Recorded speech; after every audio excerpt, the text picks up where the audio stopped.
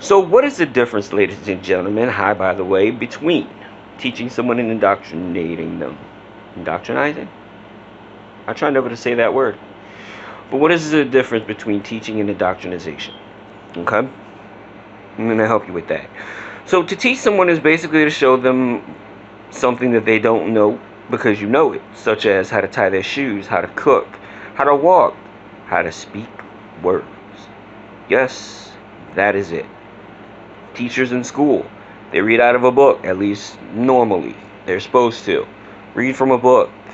Or if they have knowledge like a math teacher, they can also, from what they know, write on a board and show them how to do these math problems. That is teaching. Indoctrination is just as easy to define because all it is trying to make somebody telling somebody what you believe in order to make them believe what you believe, despite the fact that they may believe something else. You're punching them in the head with the information that you have, trying to change their mind. And the left does this. Yes, I know this is political, but the left does this all the time. When it comes down to what makes a person racist, what makes a person sexist, what makes a person transphobic, when it comes down to whether or not Christians are indoctrinating their kids, when it comes down to so many other things. And let me tell you, yes, growing up, I went to church. But here's the thing, the difference between teaching and indoctrination was this. I had no choice but to go to school, actual school, because it was illegal for me not to go to school as a kid. But it served a purpose. I'm smarter because of it. As a kid, my parents felt that it was better for me to go to church and learn about God and learn about morality from Christians and learn about how to be a better person from Christians. Okay? It wasn't mandatory. We were not mandated to do so. But my parents figured it would be beneficial for me. And so I did it. I didn't want to, but I did it. I didn't want to go to school, but I did it. The difference is that between school and church is that 12 years of school until you at least, just say ideally 12 years of school before college. Church, my parents tried to force me to go well into my teenage years when I didn't want to go. And because church is unnecessary, it could have been seen as trying to indoctrinate me into believing what they believe, but I already believed it. I just didn't want to go because I thought it was boring and blah, blah, blah. And I was a teenager in a rebellious phase. That's not indoctrination. What was indoctrination is I have a cousin who believes things that are different than me. And I'm fine with that. I'm fine with that. What indoctrination is when it comes to him is the fact that he will insult. He'll call you stupid for not believing in things that he believes. He'll insult your beliefs. And he'll make every effort to twist the words within your belief system, even within the Bible that I read and believe in, to kind of transfer your beliefs to his. Kind of like, I'm gonna copy me on you and paste on you. Yeah, no, that's not good. But there's a lot of people even in Christianity, even people that I know that are Christians, will do this.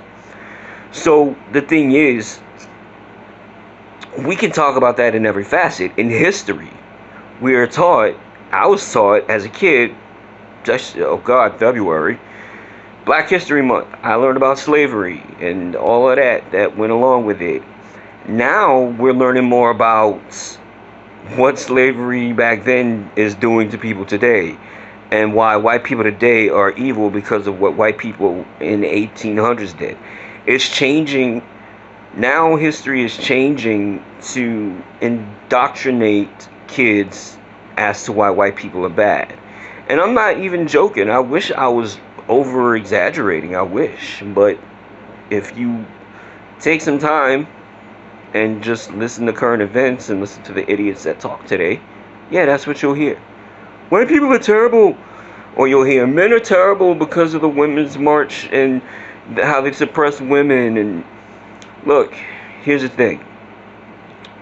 Ladies, black people, people of color in general, gay people, if you want to teach about the history within your culture, teach.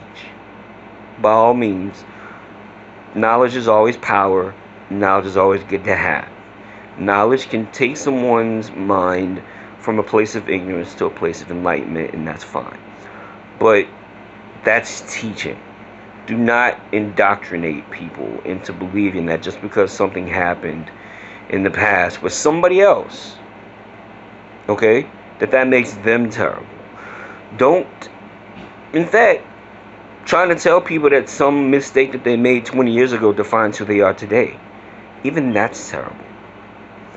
So the difference between when you teach someone and when you indoctrinate someone is major, because to just give information to someone is helpful, because maybe they can use this information, they can think about what they've learned from you, okay, and change something about themselves or figure something out that can help you.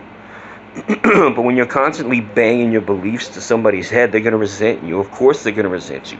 That's why people on the left are thought of as so morally reprehensible, is because whenever they're trying to tell you something that they believe and you say, no, I disagree, they insult you.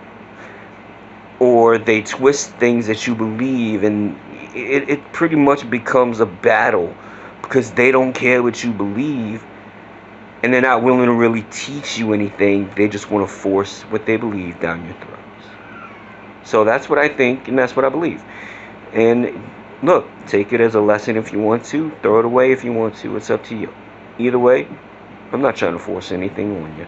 Except for this. I love you guys. Deuces.